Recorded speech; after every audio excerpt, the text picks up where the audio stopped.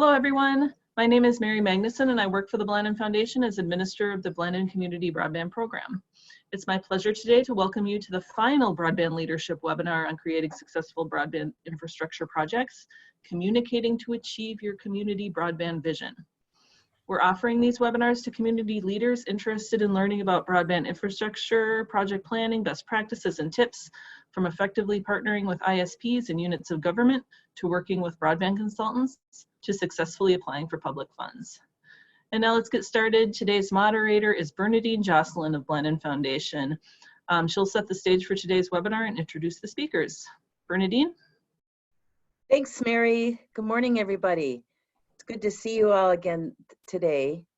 And you know, Mary said this, as she said, this is our final webinar. We've done 10 over 5 weeks, and I was reflecting this morning that when we began this, it was, you know, 5 weeks ago, the world was a lot different. We were all just getting used to this new way of working and being, and now 5 weeks later, here we all are moving forward. So I feels like kind of a funny trailhead from the previous life into the life we're in now.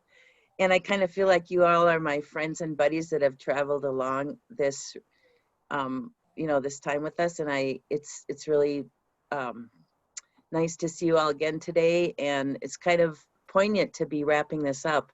When we began, you know, we were originally planning to present this content in person, and really want to commend my team for pivoting so quickly to bring all of this content and all these fantastic speakers and presentations to you virtually.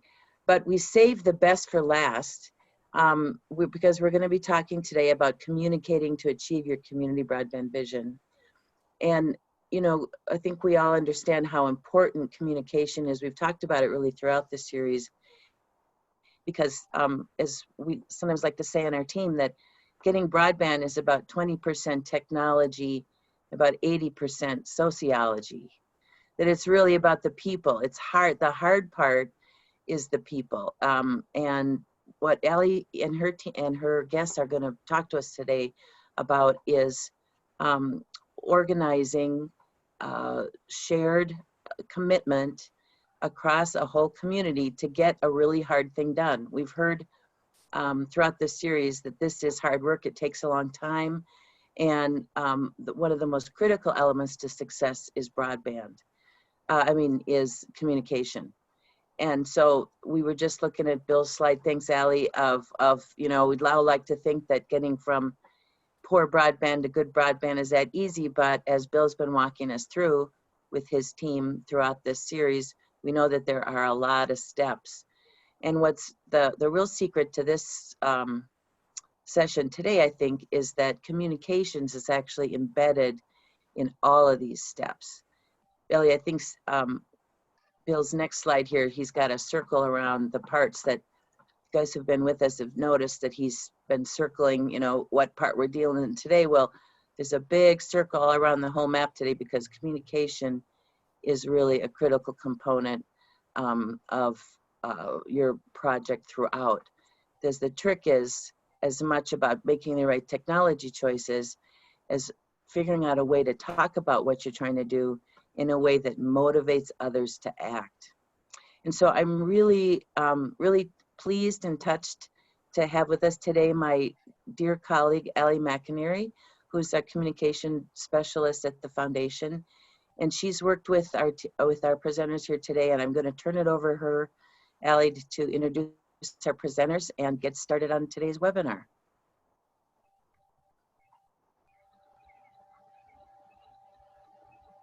Wonderful. Thank you, Bernadine, and good morning to you all. As Bernadine said, my name is Allie McInerney, and I work at Blandin Foundation in the communications department. I'm really happy to be here with you today to tie a bow on the Blandin Broadband Leadership Series that has occurred over the last few weeks. And whether you've tuned into the full series or just one, you've heard from a bunch of experts and practitioners on what it takes to bring a successful broadband project home. From setting a broadband vision to building partnerships, finding funding, to executing quality feasibility studies, Successful projects take a lot of coordination and open communication among team members, with decision makers, and most importantly, within your broader community. So that clear and succinct communication is something that we all strive for, but few prioritize it in the hustle and bustle of gaining headway on a project. I'm here today to give you a process and a tool to help you pause and think through what you want to accomplish, who can help you get there, and then based on that information that you already know, but just jotting it down, will help you make more strategic choices on the actions and messages that are most likely to get you to your vision. So as Bernadine mentioned, this, this communications focused thinking, it works across all different types of topics and issues, but it fits in especially nice with the broadband development process that Bill has been using throughout this webinar series. So I plan to follow Bill's model, and as we go throughout this, this process, I will highlight the different parts of the broadband development process that lines up with communication planning so that you can match those two models.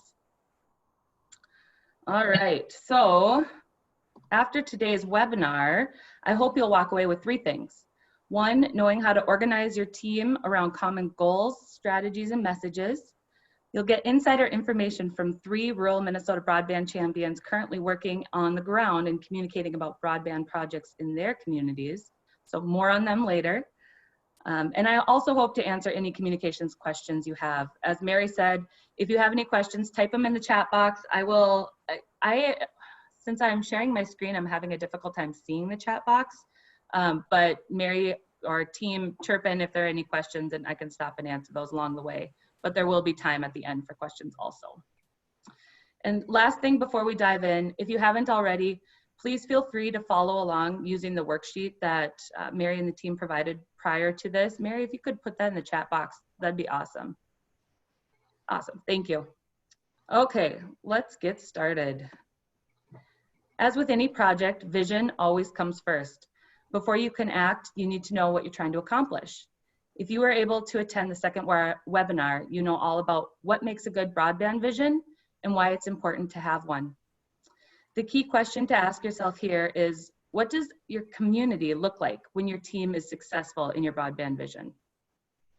There are additional questions you can ask as you draft your vision, like how will it guide decision-making, including technology choices, partner selections, and inspiring your champions. For examples on strong broadband vision statements, check out the vision webinar Bernadine led early on in this series. And Mary, I'm asking you a lot, but could you drop that in the chat box also, please? I'm sorry, what was that? The link to the vision webinar. Oh, okay. Yeah, sure. That'd be helpful just because it builds on, this is where communication planning starts, at your vision. And Bernadine had a lot of good information from her and from community champions on what makes a good vision. So it'd be great if you didn't have a chance to look at that one, take a look. Okay, next, after your vision is set your sights on building out your dream team. This should happen both organically and strategically. As with most teams, people will join and drop off at different points in your project, yet you need a core group to keep that momentum going. So some questions to ask yourself as you're building out your team. What kind of skill sets will you need? Who is personally passionate about this issue? I think we've seen time and time again in communities across the state that it's those folks that are personally impacted by lack of broadband that can get the most done. So who has that fire in their gut that will just keep pushing and make good things happen? So who will be the doers? Likely those folks will be the doers. Who will be the connectors, and who will be your experts that can help guide you? What kind of community networks do you need to access? So I'm not talking broadband networks here, but people networks. And who has those connections? Who can you fold into your team? So after you have that core team in place, pull everyone together and using all of your different perspectives and knowledge, map out what you know about the current broadband situation in your community. What I'm calling it here in this planning process is your community climate. So lots of this information will come from the steps in the broadband process previously covered in different webinars. So things like gather info about public broadband data and maps, identify your existing providers and any plans that they have in the works. Also kind of take the temperature on their engagement appetite. Then through these climate checks, you can identify your greatest assets to build on and your biggest challenges to overcome. So knowing these, it will help you formulate the steps that you need to take to get to your vision. So how do you kind of identify what those steps are? That's the next piece in the process. So you use that information that you know to create your milestones. And here, what I'm calling milestones are your project milestones. So they're not specific to communications functions that you're going to do with your project, but what are those little wins or those little steps that you need to take to get to your vision? Oh. Okay, is that back? I touched my screen and it went funky on me. Are we all back to normal here? Okay, great. Yes. Thank you. Okay, so your milestones are going to be completely unique to your community's situation. For some communities, a milestone might be that your local provider is fully bought in to your broadband vision. For others, it might be more specific. You know, a specific neighborhood commits, the majority of the residents in a specific neighborhood commit to signing up for broadband service. For some communities, that might be a prerequisite for a provider being bought in. For others, they might be detached and not relevant to one another. And yet for another community, a milestone might look like all key community sectors are represented in the broadband planning. You know, for Southern Minnesota communities, ag might be one of those sector voices that you want to bring in. In Northern Minnesota, it might be forestry or manufacturing. Again, it's wholly dependent on your community's unique situation, what those milestones look like. So once you have them, write them out, and then to the best of your ability, organize them by timeline. So what needs to happen first? What is the first small win or step that we need to have in order to build to get to our vision? With that milestone in mind, then we can get to the communications fun. So that's our first step in influence strategy. So with that milestone, that one milestone in mind, you can ask yourself the following questions. Who are your decision makers that can make that milestone happen? So who has that power? Is it one person? Is it many? Can a team member have a direct conversation with that decision maker? Or do you need to pull in someone else that has more influence on that decision maker? It might not even be a personal conversation or meeting. Maybe they are really impacted by what is said in the local newspaper and you want to place an op-ed in the newspaper to reach that decision maker. Use what you know about that decision maker to inform the actions that you're going to take to get them on your side to meet that milestone. So just so we can kind of see this in real life, what it might look like, I put together a very general example here. But let's say your milestone is county commissioners support the community broadband vision. So in many counties, this could either be an asset or a hurdle. Using those questions in the influence strategy, think through who is your decision maker. Well, it's pretty easy to identify that county commissioners are your decision maker in this milestone, but you want to get more specific than that. You know, is there one that has more sway among the other commissioners? Or is there one that needs more convincing? When you have those nailed down, think through the factors that they're considering in their decision making process to support your community broadband vision. So some general ones might be competing county priorities, taxpayer resources, alternative broadband solutions, personal ideological stance, and they're weighing that with what they're hearing about community need and demand. And then think about who will they listen to, you know, who has the most influence over them. So in this example, Commissioner Jones is the most vocally opposed to the broadband vision. He prides himself for speaking on behalf of local business interests. He's closely connected to the EDA and has a trusted relationship with its director. So that's Commissioner Jones. He's kind of your challenge that you're up against. And then who is the easiest for you to reach? In this example, Commissioner Jacobs represents the most remote district of the county, which means she hears from her constituents most often about lack of broadband access. She's a fully committed broadband advocate and believes that the county has a role to play. She doesn't have much influence over Commissioner Jones, but they share many close relations. So with this information in mind, so you went through this process, you're looking at your influence strategy. With this information in mind, what kind of actions might you take to reach that milestone of county commissioners support the community broadband vision? If you have some thoughts, I'd love to have you just type it in the chat box. There are no wrong answers here, but just use that information you know to think through what could one action be to get you to your vision of county commissioners supporting the broadband vision. Go ahead and just type them in the chat box there.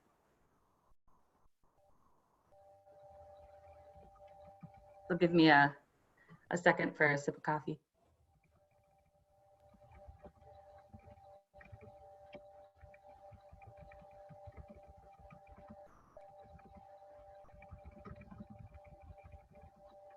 Yep, so Katie says speak directly to businesses to make sure everyone has a clear idea of what those businesses actually want. I would say definitely, and make sure once you have that clarity, you know, focus that back to Commissioner Jones, who is listening to that specific community of people, you know, those business owners. Have coffee with Jones and his constituency, definitely, yep.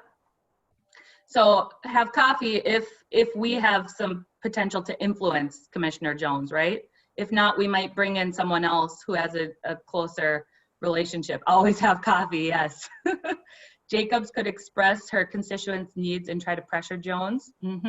See, and she would have a longer standing relationship with him to decide if that kind of pressure prompt would work for him. Commissioner Jones and Jacobs should connect to seek understanding, definitely. Bring data, Recruit the EDA director to lobby Jones, yes. Yep, we know that they have a trusted relationship, right? And if that EDA director is listening maybe to the businesses that Katie's been talking to and can feed that through a trusted voice, definitely. So you guys are all getting it. You know, the main objective here is to use the information you have to be more precise in your actions, to not just start acting to act, you know, but to think through who has the best chance of influencing that decision maker so that they're on your team. So you are getting us all to the part that most people love. Let's see here. There we go. The doing. You know, too many leaders jump here right away because it's fun to get started on a project and just go, you know, fully blazing ahead without stopping to think through too many things. And while inevitably there'll be changes in your planning process, just taking a little bit of time on the front end to go through this process will help you be more precise, knowing what your actions should be, who should take them, and the language and signals that you should use to communicate with them. So I'm gonna pull in some learning and wisdom from our leadership program here, which I know many of you are alums on this webinar. And one of their kind of flags that they plant in that program is in community work, slow down to go fast. And I would echo that in this project planning kind of process here is if you just take a little bit of time, slow down, think through your assets, challenges, and use that information to drive the messages that you're creating and the tactics that you're creating. All right, so I can step down from my communication soapbox there. And here's your chance in this tactic bucket to use what you know to drive your action. So again, this is wholly dependent on your community context. It might be setting a meeting with a provider. It might be canvassing businesses. A lot of the tactics that we just saw in our chat box. It could be flyers to let the community know that this work is starting. You know, how does your community receive information? Be thinking about that as you're creating your tactics. You know, are you a public TV kind of community? Are you a radio dependent community? Are you on social media, and is that where most of community members get their information? Think about that and the sources that they're using as you identify those tactics. So just like milestones, write them down and organize them on a timeline and assign a name to them. This will get you motivated to start ticking them off, and it makes it more real rather than just kind of continually rolling and seeing what action should come next. Be planful in your actions and assign them to someone. So once you have those actions, your next and final step before you launch is to nail down your key messages. So these will be the focal point of every tactic that you execute. From advertisements to one-on-one meetings, town halls to storytelling, your message platform will remain core to how you're presenting this issue to your community, to providers, to funders, to everyone. So a couple tips to remember about writing messages. You know, some of you might be super familiar with how to write key messages. Others, this might be your first go around. And you may or may not have a communications person on your planning team. So just a couple things to think of. They should be very clear and easy to remember. We don't want to get complex. Broadband is a complex subject, and we want to break it down so people can really understand what you're talking about.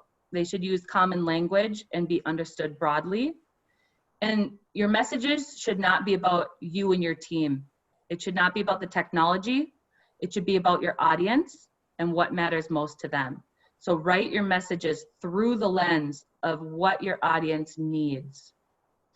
And as food for thought, it takes a person consuming your message, so hearing and seeing it, about 20 times before it really sinks in. And so that's why it's important for messages to be simple and shared among all project team members. So everyone's singing from the same hymnal, so that that repetition in community can start to sink in and you get a broad understanding of what you're trying to achieve. So to craft your message platform, consider the following questions. And I have little boxes up here that kind of speak to those questions.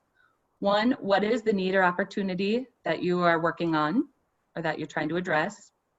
What are you doing to meet that need? How are you going about doing it? And what will be different because of your work? So these questions are meant to prompt inspiring messages that have calls to action in them, or that inspire people to act. Okay, so you've had a little bit of a crash course on messaging, and now I'm gonna test your messaging prowess here. I have a few examples, and I want you to use the chat box. I don't have the ability to do polls since I'm not the host on this meeting, but I want you to do the chat box and write the number and letter corresponding with the message that you think is clearest and that speaks to the potential values of an audience. So first one up is the need or opportunity message. So 1A, only 15% of our community has fiber access that offers symmetrical speeds of 100 megabits per second. This puts us all at a disadvantage. Or 1B, widespread broadband access in Sample County opens up opportunity for every person. Over half of our neighbors are being denied those opportunities right now. So type in the chat box which message you think would be more effective broadly. I can make quick polls if you want, Allie, for the next one. Okay. Yeah, if you want to. We'll do that for the next one. That sounds awesome. Thanks, Mayor. I appreciate that. But it looks like the runaway winner here is B, which, good job, everyone. You are correct. So if you look at A, it uses a lot of jargon. It doesn't do a very good job of connecting to community values. B is simple and it echoes the values of equality and quality community relationships. So again, these are made up messages, but we want to embed some of the values that we think community members would respond to in these messages. So good job, everyone. All right, the second one, Mary, if you want to do a quick poll, just 2A or B. Okay. Yep, that'd be great. All right, and if not, let me know. We can do the chat. It's fine. Okay. So what are you doing message? We're working to bring high-speed broadband to every person living in Sample County. Or 2B, we want everyone in Sample County to reach the 2026 state broadband speed goal of 100 down by 20 up. What do you guys think? Let's see if Mary, is the poll an option? No, it's being weird. I'm sorry. Oh, don't worry. Yeah, I don't know if my internet connection's. That's okay. I figured it would be. Yeah, I don't. It's just as easy on the chat. Right, that's fine. Yeah, let's have to do that. It's being. I don't know why it's doing that. No problem. No problem. All right. Here, if you guessed A, or if you didn't guess, you knew it was A. You're right. A is clear and succinct. B uses jargon and insider broadband info with the state goals. You know, that could be potentially confusing or is just not relevant to a broad audience. So good job, everyone. All right, the how you're doing it message. 3A, we're building cross-sector collaborations to identify gaps, conduct a feasibility study, and look at potential funding sources like RDOF. 3B, you can help bring better broadband to our communities by taking our survey. What do you think?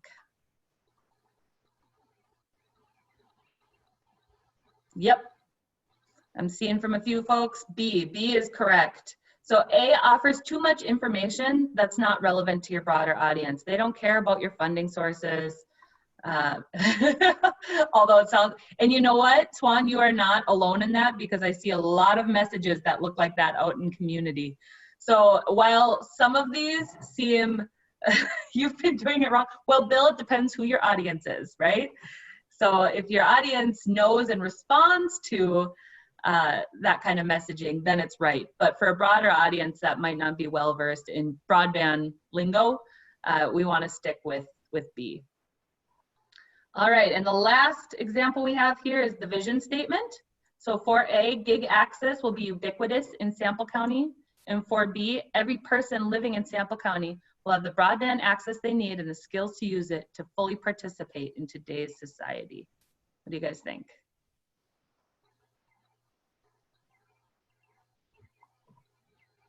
Yep, good job, everyone. So while the term gig is gaining some standing as a common term, especially up in our neck of the woods with Paul Bunyan's Gigazone, I feel like it's more widely known. It still is kind of broadband lingo term, and it doesn't speak to the heart, right? You want messages that are clear, but also pull on your heartstrings or the values that your audience has. And so B does that. It speaks to, again, equality and the importance of participation in society. Full participation, you could link that to, you know, participation in education and healthcare and the economic innovation. So you could really work that message to specialize it for what your audience specifically cares about. Yeah, ubiquitous than gig. I agree. Yep, that's very broadband lingo-y. All right, so with all of these messages, you know, they're all test messages on a fictional audience, but they're not perfect, and there is never going to be a perfect message. There's no silver bullet. You know, you want to write your messages for what your audience can respond to and what matters to them. So, you know, keep that in your mind as you're creating those, and keep them simple and use the heck out of them in all of your communications. So now that you're all communications wizards here, I'd like to introduce you to 3 broadband champions working on the ground, just like you. So please welcome first, Brenda Nyberg. Brenda has worked for Carleton County as the Economic Development Department Loan and Grant Administrator for the last 7.5 years. In that time, she's taken the lead on broadband initiatives for the county, a role that's near and dear to her heart due to her personal lack of broadband access at home. That void has made it hard for her to work at home and for her children to participate in the school's one-to-one initiative. She says nothing has made that struggle more glaring than the current pandemic. So thanks for being with us, Brenda. Next up, we have Katie. Katie is the Executive Director of the Chisago Lakes Area Chamber of Commerce and the Chisago Lakes Visitors Bureau. Her community encompasses 5 cities and multiple townships, but all fall under the jurisdiction of one school district. Her community is known for beautiful lakes, the proximity to the St. Croix River, and for the accessibility from the Twin Cities. And last but not least, we have Brianna Mummy. And please, guys, I hope I'm saying your name right. Correct me if I'm not. Brianna has served as the Economic Development Coordinator for Redwood County since 2017. She was raised in the Twin Cities and moved to Redwood Falls over 13 years ago with her husband, who is from that area. During this time, she's developed a deep passion and appreciation for not only the rural lifestyle and landscape, for the people in it also. She truly believes that we all play a critical role in supporting the vitality of community and holds a personal responsibility to make her community better for the next generation. She's a 2015 Blandin Community Leadership alum and proudly serves on a number of community boards. So welcome to the three of you. Thanks for being here. To get us started, can you each give us some background on your community's broadband situation and what kind of broadband work you've been engaged in? Brenda, would you mind going first? Sure. Well, Carleton County is very, very rural. We have the city of Cloquet, which has probably a third of our population. That's our largest city, and everywhere else is much, much smaller. Very rural, especially our western half of the county. We have glaring gaps in service between, say, the city of Cloquet, the city of Moose Lake, which are considered pretty well served, and then you have areas outside of those cities that some people have absolutely no access. Some have access via their phone company through lines that are, 40, 50, 60 years old. Very inadequate, very unreliable, can be expensive. We've got some satellite providers trying to get into the communities too, to provide something at least, with some success, but we really have, huge gaps that still exist. We had a feasibility study conducted in 2016, which showed us that it would cost $70 million to get everyone connected via fiber. It's a pretty big undertaking, something that we know is not going to happen in the very immediate future. That's just a huge investment that, for a county of 36,000 people, just trying to come up with a funding source to cover that kind of a project would be just like climbing Mount Everest right now. So some of the initiatives we've taken on are, we became a Blandin broadband community, which allowed us to tackle that feasibility study. It helped us do some smaller projects, which a main issue in our county too is that all these schools are trying to do one-on-one initiatives, and a lot of these kids didn't have access at home, and they also have these terribly long bus rides in the morning and the afternoon where they could have been utilizing that time to get their homework done on their Chromebooks. And so some of those smaller projects we took on through being a Blandin broadband community at least helped fill in a little bit of those gaps. Kids were allowed, there was installation of Wi-Fi hotspots on some school buses in a couple different districts.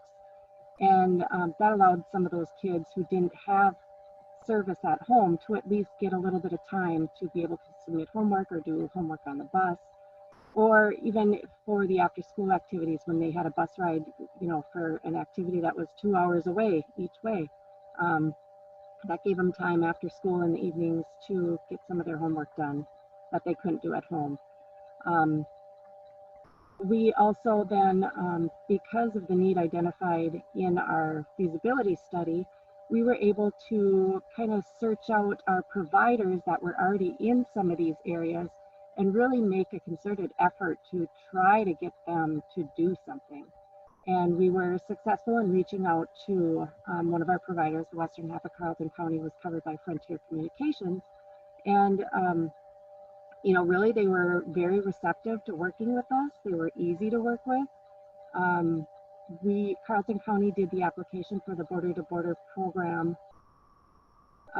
with them as the provider, and it was a very successful project. We were very happy with, the amount of passings and the people connected, and it ended up being a $1.1 million project, and they contributed half of that. The county didn't put in any money, so we were just more of the technical assistance in preparing the application, because at that time our county commissioners didn't really have an appetite for throwing any money into broadband. So that partnership worked really good. It was a successful project. Since then, we did support another provider's border-to-border application in this last funding round. They did not get funded.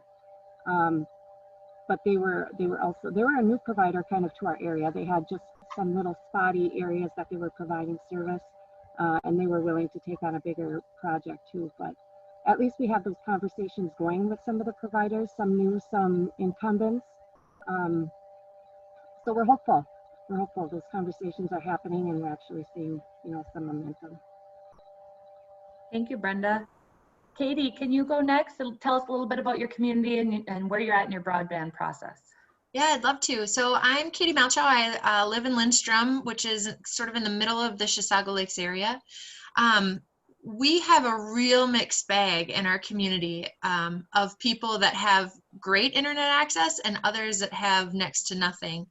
We are also, sadly, a frontier community, and I joke, but it's not that funny, that frontier around here is sort of a bad word. And people, the disparity is real clear. And we actually just, our school district, as part of this distance learning initiative, did a quick analysis to figure out where are people actually at.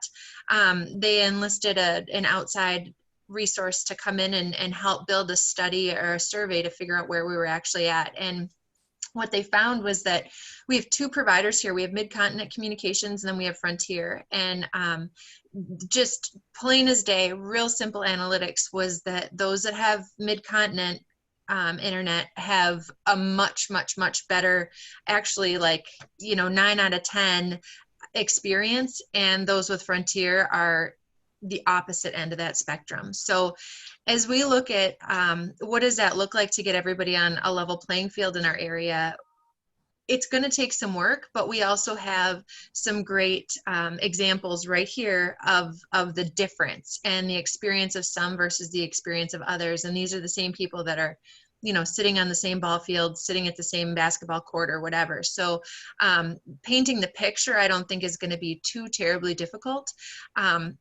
I do think that one of the challenges we face is that we're one of many communities that have broadband issues. It's not across the board. It's not easy for any of us. And trying to figure out what bringing in a universal experience will look like across our community.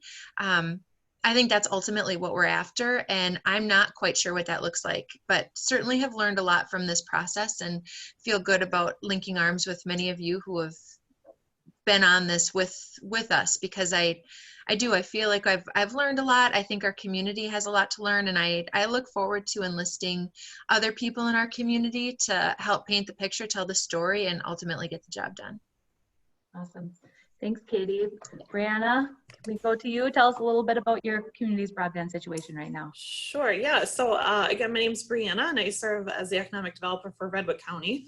So in Southwest Minnesota, we are a county of only 15,000 people, so we're very rural. And similar to Katie, we have huge pockets of underserved portions of our county. So many of our within city limits do have, I would say, okay broadband, but it's still not meeting the needs of the businesses or families. So I am new to my role in broadband. My original focus starting in on this position was addressing the childcare shortage. So I feel like much of the tactics or process I went through to rally community around a topic that isn't always an exciting topic, I think I'm going to have great success doing so with the broadband, simply because there was a great deal of work done in prior years. As I understand it, it was before my time, but we were also a Blandin community, broadband community back in 2013, and underwent some feasibility study. And while I think much of that information was great and we did, I think, move the needle, it didn't move it enough. And so we have, I think, community members who are going to be very excited to see some activity surrounding broadband. But I also think I'm going to have some frustration from community members who said, well, we've kind of done this already. And so as hard as it is, I say this with deep regret, but it's sad a pandemic has really validated how much broadband is no longer a luxury. It is an essential part of everybody's lives and everything that we're doing. And so I don't think in that regard I'll have a hard time selling this. But at the same time, we are a very rural ag driven county. And so my focus certainly is bringing awareness, but I really feel that my egg producers are going to be huge champions. And the few that I've already spoken with are ready and excited to engage in some capacity. I just need to tell them in what way. So I'm gonna still play the new card, still trying to navigate understanding of what broadband is going to look like in our county, but I'm very excited to be partnering with all of you. So thanks for having me. Well, thank you, Brianna. Brenda, I'd like to go back to you and your story about your experience with your Frontier project. You know, what kind of planning led to your successful project, and what kind of communications successes and or challenges, whichever pops first, did you encounter during that project? Well, I would say our communication all started really during the visioning and project planning we did as a broadband community. We brought as many people that we could together from all corners of the county, all industries, all backgrounds, got them all to the table, and there was a lot of people there. You know, we had a room full at our hospital in one of their conference rooms, and we were pleasantly surprised with the number of people that showed up. And there was a lot of different purposes for those people to be there. Some were personal, some were business related, some were just out of curiosity. And some people just wanted to help because they knew there was need. So a lot of the planning got started during that process. And from that, we were able to identify, you know, particular groups of people and why they were there and how they could help us achieve some of these other goals. And maybe that would serve a broad community, or maybe that would serve just a smaller niche of people. But yet, if they were willing to participate and be a champion for that kind of milestone towards our vision, it was really helpful to get them all together.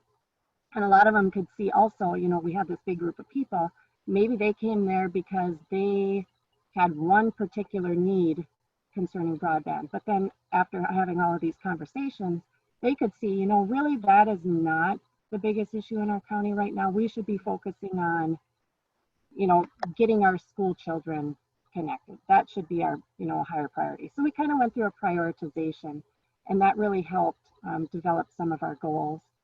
And even then, after that, having our feasibility study completed, which validated some of the things that we were hearing in that room, really helped drive, you know, some of these border-to-border applications that we've been working on.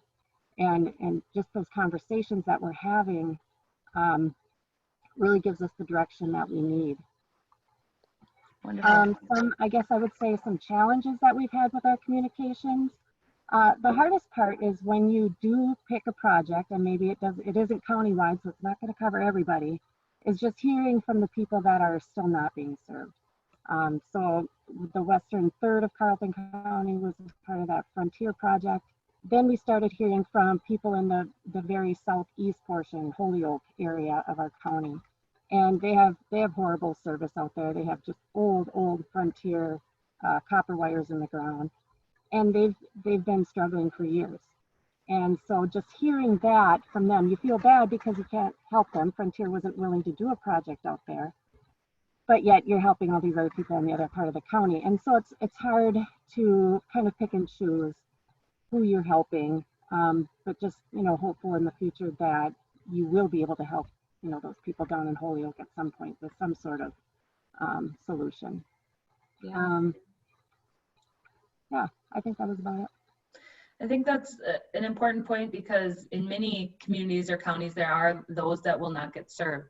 And to think about them on the front end of your project, you know, when you're drawing those boundaries or when you're working with your provider, is important to have those messages at the ready, so that, you know, whatever it might be that would help maintain that positive relationship, you can think through that ahead of time. Need to be realistic with them up front, you know, say right now is not the time. We have a provider who's willing to work with us here. These people also need it. We'll get to you. We just don't have the solution yet. We don't have the funding source yet, something, but just letting everybody know that they're not being forgotten. Yeah, I love that. Katie, you mentioned there's a lot of good momentum going on in your county and your communities right now. what kind of assets do you think you have currently in your community that could inform your communication strategy around future broadband projects? Yeah, so in prepping for this today, the term that kept coming to my head is, where do we have a leg up? And I kept thinking about that, like what advantages do we already have in place that we can capitalize on? One of them, Brianna, I thought it was interesting. You said that you were from the cities and now are living in rural Minnesota, and I'm in the same boat. And because of our proximity to the cities, I think there's a lot of people that come to the Chisago Lakes area thinking it's just a little bit outside that sphere. They can still work in the cities, they can commute, but they want that more rural atmosphere for raising their kids. They want the strong school district that we provide. I mean, there's a lot of reasons why people are coming just a little bit outside the cities to the Chisago Lakes area. And I think what they're discovering in some cases when they get here is they assume that we have all the amenities that the cities have, but internet has been a glaring deficiency in some examples. So when I think about what are our legs up and how do we figure out how to get this more universal product to the people that live here, one of the things we have is a really activated group of citizens. We have people that are in business. We have people that live in our community that have just recognized this. A couple of years ago, we were a Blandin leadership group. We participated in something called America's Best Communities. We were really able to figure out this concentrated group of activated citizens, and they are ready for mobilization. They stand at the ready. They are all about our community and how we can make it better. So I think first and foremost, that's our number one ace in the hole right now, is that we have this group of people who are just simply ready for the next project to put our community back on the map, to make us that much better. So that's exciting. Something else that just follow-up question. What values, or what is at the core of that? Is it really just to see their community thrive? Is that the core of it, or what do you think is driving that? I definitely think that's part of it. I think there's a tremendous amount of pride that we have here in the Chisago Lakes area. I think I don't know. I think in some ways we're a bit of an underdog. Chisago Lakes is absolutely beautiful. If you've not been here, I know all communities have their own flag that they like to fly that way, but truly we have so much to offer. We are rich in lakes. We are in the St. Croix River Valley. We're beautiful. We have the Interstate Park, which is right on our border, which is the state park that has the most tourism traffic to it. There's so much that people are proud about in our community. We're also we're home to the immigrant books, which detail the journey from Swedish immigration to the Chisago Lakes area. There's a lot of history, a lot of culture, a lot of things that people are very proud of, and they're kind of sick of being overlooked, I think. So I think that's part of it. But I also think that we have a lot of people in our community, as I said, that came from the cities, that moved here because of its proximity to the cities, and they just want it to be that much further ahead. They still want that rural lifestyle. They still want that quiet, a little more, personable way of life, but they want their internet, and they want their grocery stores, and they want accessibility to some things that more rural communities don't have and are proud of not having. But I would say that Allie is sort of at the root of it. On this call too is Noelle Stensrud. Noelle, if you have something you want to contribute, go ahead and jump in. She's another member of our community that's been a big trailblazer in making some of the things happen that we've already seen. But okay, now I'm long-winded. I forgot the question. Oh, sorry. And I interjected, but that's the kind of thinking that you can tap into when you're communications planning. What is that kind of sense of community, that feeling that you can put into your messages that really speaks to what will drive your community forward in this project? So that's why I interrupted, and sorry that I caused you to lose your train of thought. That's okay. There. One other thing I just wanted to mention is not trying to recreate the wheel when it comes to this project. Because we have a lot of people already engaged, we have some communication platforms that are already tried and true and working well, and people are frequenting them. In our community, we don't have a radio station. We have KBAC, which is just outside, but I wouldn't say that that's a go-to resource for a lot of people within our sphere. We have a lot of online communications. As a chamber director, I have a newsletter that I send out on a regular basis that has a pretty good readership.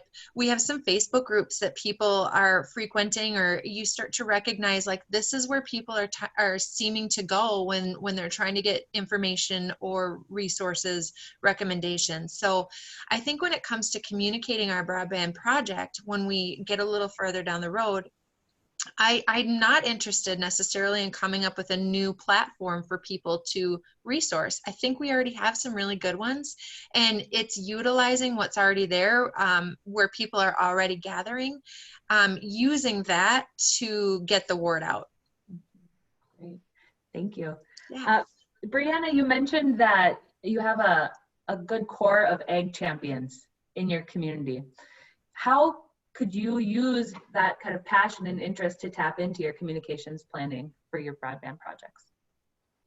So our ag community is tight, and I am proud to say that they work very hard to collaborate together, and they're very supportive of one another. So I really do feel that those ag producers who have already reached out or have engaged in some way has a great network, and they will have, I think, powerful influence on their ag network as well and beyond, quite frankly. I mean, we are so heavy in agriculture that I feel that the power of influence will definitely be a huge component for impact in our area. Wonderful. Thank you. You know, we're getting close to time here, and I want to give Bernadine and Bill enough time to talk through a couple opportunities after we wrap this webinar series. So I think, you know, if there are any questions, please drop them in the chat box, and I know we can have some informal time to chat after we stop recording here, but I want to give the mic back to Bernadine to talk about next steps. So I'm going to pull that up for us right now.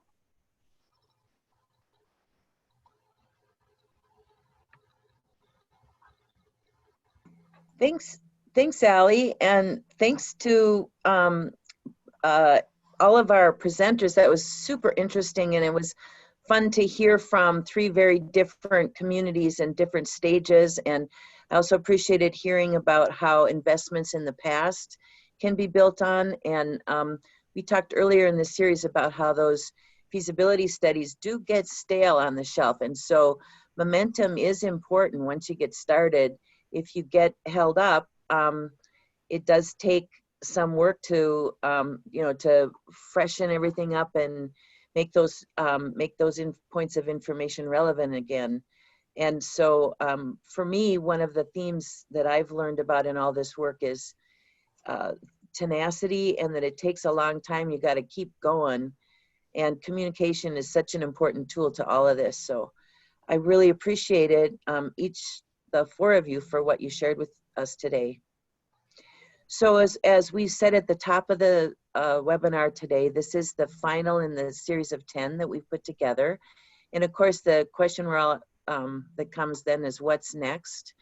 And we're kind of making this up a little bit as we go, like a lot of people scrambling to find a new purchase.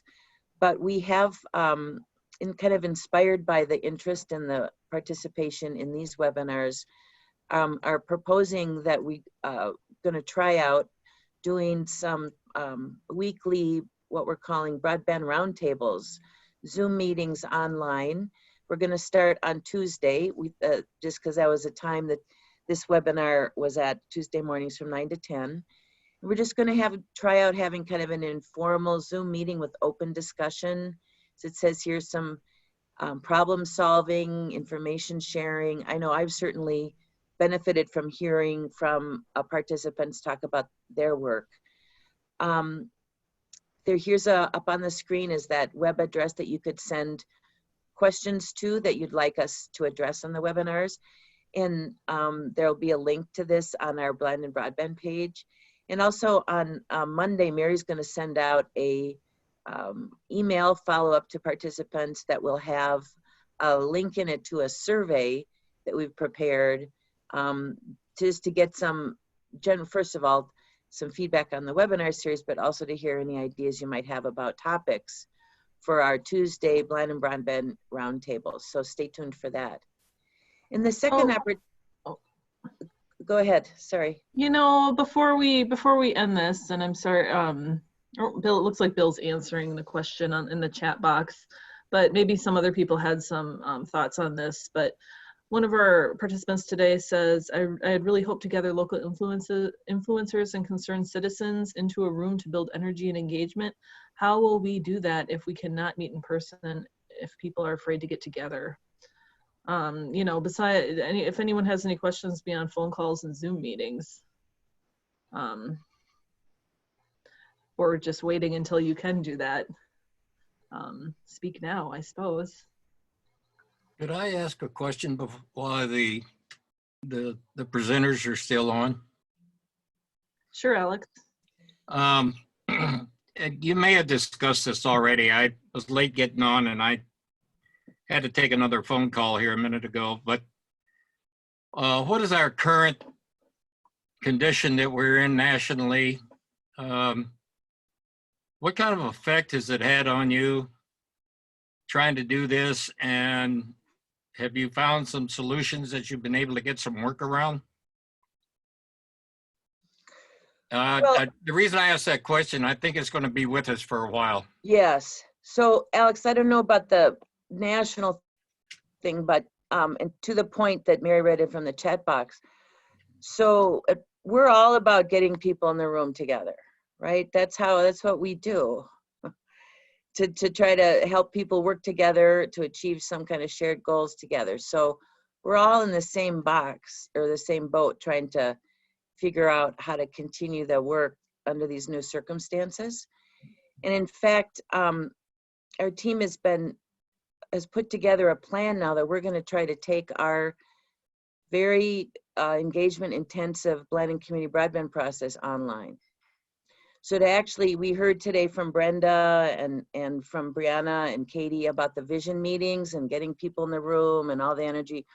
We've created a process to do that online. We've never tried it. We're going to try it. Using Great. Tools. And so, you know, we're not, because you're right, Alex, there's no end in sight to this. And so I think we all need to find ways to keep going and use these tools that we have to collaborate. You know, I think that would be a perfect use of some time on the Tuesday morning roundtables. Nice. Where people have found ways to work around. I heard some of it today, Facebook. This is a fantastic method right here. Yep.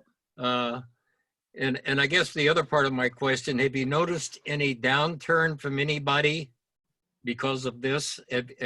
Has the excitement and the continuation kept up the speed? You know, I forgot who it was that said that they were sorry to have to say that the pandemic has been a real impetus to attention and focus on broadband. But I almost think it's the opposite, Alex, that this has so revealed that the importance of connectivity to participation in distance learning and education and healthcare and just quality of life at home, that actually it's focused attention on the need to address broadband. And just so using the tools to come together to keep working on this is a big opportunity. I know we're almost to our time, so I just did want to call out the second bullet on this what's next slide here. Community broadband resources is also going online.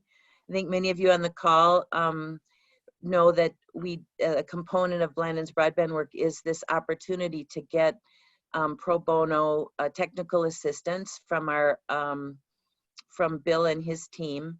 And we're now offering this online. So here's a link to it. You can find this on our Blandin Broadband webpage as well. And again, that's a meet you where you're at opportunity for up to 36 hours of free consultation with you and your team to move from wherever you are right now to where you want to get on your broadband journey. So with that, I see that we're really up to our time, and as we've done in the past, and we were inspired to offer these Blandin Broadband roundtables because of this fun chat we're going to have now. Invite you all to stay on after we formally close out the webinar. We'll stop recording, and our speakers have agreed to stay on with us, Alex, to have a little more chance to engage with them. And we'll just have some more informal conversation about this morning's webinar. And with that, it's my, it's I guess my pleasure to again thank so heartfeltly all of our presenters today, and you, Allie, for a terrific job, and all of you for attending.